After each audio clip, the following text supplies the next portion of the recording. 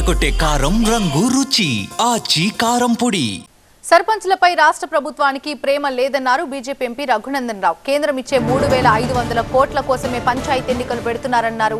గ్రామాల్లో వృద్ధులు ఓటేసేందుకు ముందుకొస్తున్నారని, కానీ యువతరం మాత్రం ఈ విషయంలో వెనుకబడుతుందన్నారు. తన స్వగ్రామం బొప్పాపూర్లో తన ఓటు హక్కు వినియోగించుకున్నారు.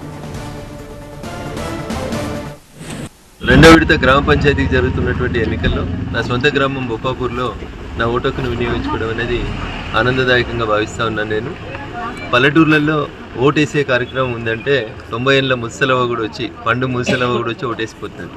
ఓటేయకపోతే జనాభా లెక్కలలో నా పేరేట తీసేస్తారో బిడ్డ అని వచ్చినామని చెప్తారు. కాలు నొప్పినా నడవరాకున్నా కష్టం ఉన్నా వచ్చి ఓటేస్తారు.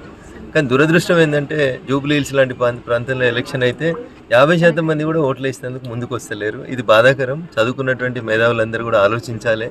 ప్రజాస్వామ్యం బాగుండాలంటే చదువుకున్న వాళ్ళందరూ ఓటేసేందుకు ముందుకు రావాలి, మంచి వాళ్ళని ఎన్నుకోవాలని చెప్పి ఈ సందర్భంగా తెలియజేస్తూ, రాష్ట్రంలో ప్రస్తుతం పంచాయతీలకు జరుగుతున్నటువంటి ఎన్నికల్లో భారత ప్రభుత్వం సుమారు 3,500 కోట్ల రూపాయలని విడుదల చేసి 2 సంవత్సరాల నుంచి పంచాయతీలకు ఇచ్చినటువంటి నిధులని ఏ రకంగా వాడుకోవాలో అర్థం కాక తప్పనిసరి పరిస్థితులలో కాంగ్రెస్ ప్రభుత్వం ఈరోజు ఎన్నికలు పెట్టింది తప్ప సర్పంచ్ల మీద కాంగ్రెస్ ప్రభుత్వానికి ప్రేమ లేదు, చిత్తశుద్ధి లేదు.